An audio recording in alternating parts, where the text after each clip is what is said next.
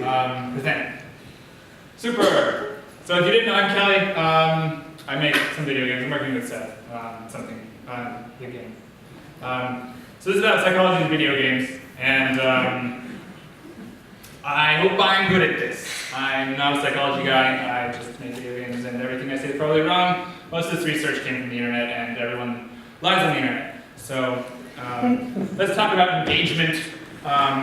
Engagement is a thing about Skinner boxes, which is this guy, E.F. Skinner. He made this box, and you put an animal in it, and then you press a lever, and food comes out. And the story goes that one day Skinner didn't have enough food to feed all the rats, so he set it up so that the rats had to press the lever 10 times to get the same amount of food. And then he noticed some really weird behavior, like how the rats responded. And that spawned the field of behavioral psychology.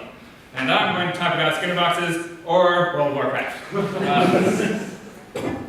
And World of Warcraft is the best example because it has all the things we're going to talk about, or at least most of them. And it's, the most popular something for some reason. Yeah. So there's like 3 things you should know: reinforcers, contingencies, and responses. Here's the definitions of those things, but it's not important because just know that contingency is like the kind of thing the rat has to do or the video game guy has to do to get the reward, which could be like achievements or money or gold or leveling up or like sparkly stuff. So contingencies, there's a difference between like ratios and intervals. Ratios are like 10 lever presses to get 1 food pellet, or like 10 boars for like 1 contestant. So I don't know how to force it. And interval is like 30 seconds to get, I don't know, harvest your grain, or like 2 hours to harvest your tomatoes if you're playing some crazy game that makes you do that. So we'll talk about the fixed ratio contingency, and the good example is experience points and leveling up. This is basically going to cause your players to kind of zone out at the beginning and then get really excited when they're about to level up. This can cause players to kind of give up if you're setting your contingency way too big, or your ratio too big. Like if you have to get 1 million points, it's going to be too hard. And they also tend to focus on intermediate goals in that sort of in-between time. So you can kind of, I don't remember what I was going to say. Let's talk about variable ratio contingency, which are randomly looped shots. Variable ratios mean that the thing isn't told to the player and it's randomly determined when you're going to get the reward. And this causes players to be engaged the whole time, because anytime they do something, they could get rewarded for it. So they're always excited and always like, yeah, I'm going to get rewarded, or I'm going to get a food pellet. And slot machines are like the best and the worst example of this. Slot machines are basically like, press a lever and get a reward. It's basically Skinner box. And it works on rats and people sometimes. We can talk about the fixed interval contingency, which is Farmville or every other video game that is free to play and has you wait a lot of time to do stuff. And the idea here is to cause people to think about your game all the time. This is what rats do: is they'll continuously check the lever at an interval, and it shows that they're thinking about it. And for regular video games, it's going to be a progress bar, and for it's not so regular, or regular mobile games, it's going to be hours or days, or I don't know. I've tried to play one game where I'm going to 48 hours to build an elevator, and the elevator was to make my little dudes go up in this tower really fast. And it was a fun game. I paid for it. There's variable contingency, which is randomly rewarding you at a random interval, and this is hats in TF2. I couldn't think of something in World of Warcraft that was exactly like this. I guess daily quests maybe, or maybe that was for the previous one. But the internet says a counterpart to the variable ratio schedules, these also produce a steady, continuous level activity, although at a slower pace. As in the variable ratio schedule, there's always a reason to be active.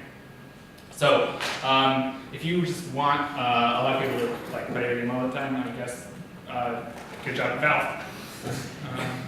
There's also these weird schedules called a chain schedule. Chain schedule is just a series of tasks. One unlocks the next stage of the thing you have to do, and this causes your players to actually see unlocking the next stage as a reward in itself, which is great if you just want to reward players. Players want your players to feel rewarded for doing nothing, or not doing nothing, but not actually getting the thing that they wanted.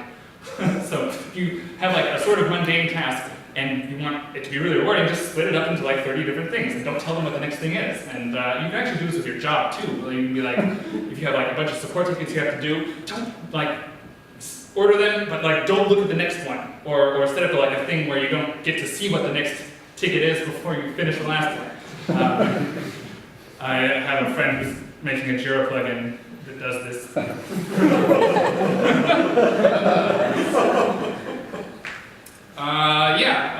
So there you go. There's that. And there's extinction. This doesn't make any sense. Behavioral contrast is a good example of nerfs. There's two cases, like player A starts with the ability to kill a demon marmot in 5 hits, and player B starts with the ability to kill a demon marmot in 3 hits. The game designers realize it's too powerful, so they nerf them to kill the demon marmot in 5 hits. What do you think? Like, they're both equally powerful, but one is pissed off. So, you should know that the framing of like the things, like humans are really loss averse in an ancestral environment, like losing something would be like really bad, and you know, it's, I don't know what the study is, like 2 to 5 times more loss averse than we are like gain averse. So like you'd have to lose, if you found $500 on the streets, you'd be really happy. But if you lost $100 on the street, you'd be just as sad as happy that would be. So anyways, it's 5 times as bad to lose something. So the secret is don't nerf, just buff everyone else. And when you do have to buff, you like be judicious about it and also like kind of dress it in a way that it doesn't seem like a nerf. Like instead of saying, oh no, we just made you weaker, we'd actually buff the demon marmots instead. Yeah, the demon marmots are now like uber or dire demon marmots. They're really the worst. We can talk about reinforcement. I think I'm probably running out of time, but reinforcement, there's lots of things. There's achievement, which is like just the feeling of accomplishing your goals, and sparkly stuff, which is like juicy things. Bigger guns, swords and power fantasies. There's achievements, which are the opposite of achievement. And these are just being rewarded for doing nothing, or like, I mean, sometimes like they're hard to get, but most of the time it's like, you went outside, here's a thing. You get social status, like if you're in a guild, you know, your friends like think you're really cool. If you have a gamer score, like, I don't think anyone actually really thinks you're cool for having a gamer score, but. And then like actual game content or money if you're a pro gamer, but that's more like a job than actually, you know, having fun. You should also consider that you're not rats. So behavioral psychology just tells you how people are conditioned to respond to things, and it's a very simplified model, and it's wrong. It doesn't explain a lot of things like avoidance. Avoidance is something that's not explained by behavioral psychology, or at least I don't know what I'm talking about. And lastly, I think that like you can use some of these psychological tricks to be not extremely ethical. I mean, if we talk about free-to-play business models, you're using these things to make people be unhappy and like want to pay money to be less unhappy. But like, why were they unhappy? You made them unhappy with your video game. Like, that doesn't seem great, but that's just me. When I gave the talk earlier, someone was like, "You think you're dumb because making money is unethical?" And it's like, no, it's not that. It's just that I think you should use these to make your games better, not worse. And contingencies are in every video game, whether explicitly designed or not. Anything that you're playing is rewarding you, unless you're like a game reviewer or something. So, you know, before we had behavioral psychology in games, we had random loot drops, and people weren't like, "Yeah, I'm putting random loot drops in my game because of the variable contingency ratios." No, they were like, "This is actually kind of fun," you know. So I have a hypothesis about superstimuli, but that's not relevant to this talk. And bonus is Bartle types. It doesn't have anything to do with behavioral psychology, but this is a talk on psychology of video games. And that's it.